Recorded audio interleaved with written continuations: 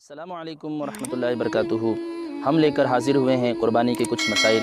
इंशाअल्लाह ताला हम पार्ट बाय पार्ट कुछ मसाइल आपको अलग अलग वीडियोज़ में आप तक पहुँचाते रहेंगे। इल्म दीन सीखने की खातिर अपने क़ुरबानी के मसाइल को सीखने की कोशिश कीजिए।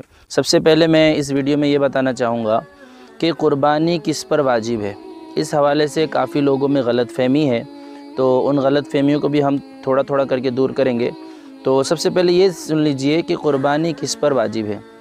सबसे सीधी और साफ़ बात यह है कि जिस शख्स के पास इतना माल हो जिसकी वजह से उस पर फ़ितरा वाजिब हो जाता है, उस बंदे पर क़ुरबानी भी वाजिब हो जाती है अगर बकरीद के मौके पर उसके पास उतने माल हों।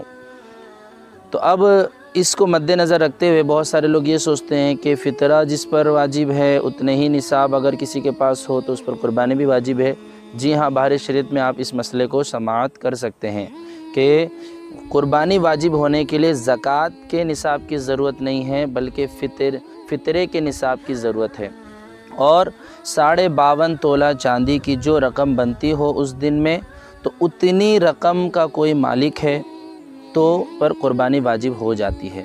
अब इसमें ये बात आ जाती है कि ज़कात में क्या होता है कि ज़कात में सोना, चांदी और जो है कि बिज़नेस का माल और करेंसी के ऊपर जो है ज़कात होता है, उसकी 2.5% होती है, लेकिन और उसमें साल का गुज़रना शर्त होता है।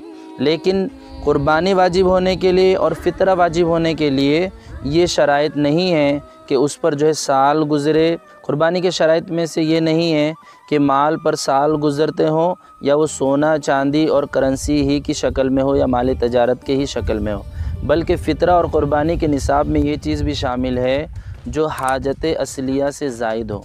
अब वो साज़ो सामान ही क्यों ना हो, जिस तरह के आपने अपनी बेटियों की शादी के लिए या घर में जो है कि बर्तने ख़रीद कर रखे हुए हैं जिसका इस्तेमाल नहीं है, तो इसीलिए तो हम जायज़ा ले लें। जैसे कि बाहरी शरीयत में ये है जाड़े के लिए रूम है, गर्मी के लिए रूम है, उसके अलावा तीसरा रूम तो ये हाजत असलिया से ज़ायद है। जाड़े का बिस्तर है और गर्मी के बिस्तर हैं तो ये भी हाजत में, लेकिन इसके अलावा जो है वो जो है कि हाजत असलिया से हैं। हाँ, वो कपड़े जो हम नॉर्मली पहनते हैं या जुमा व ईदैन में पहनते हैं या कहीं आने जाने में पहनते हैं, यानी हम जिसका इस्तेमाल करते हैं किसी न किसी मौके पर, तो वो भी हाजत असलिया में से शामिल हो जाता है। लेकिन इसके अलावा से मिसाल के तौर पे बहुत सारे लोग जो है कि जो शादियों में जोड़े बनाते हैं, तो वो शादियों के जोड़े एक बार जो शादी में पहनते हैं वो बस रखा हुआ होता है।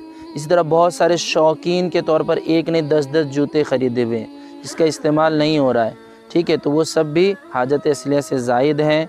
तो अगर इन सारी चीज़ों को मिलाकर आपके पास जो है कि 52.5 तोला चांदी की रकम बन जाती है तो आप पर क़ुरबानी वाजिब है।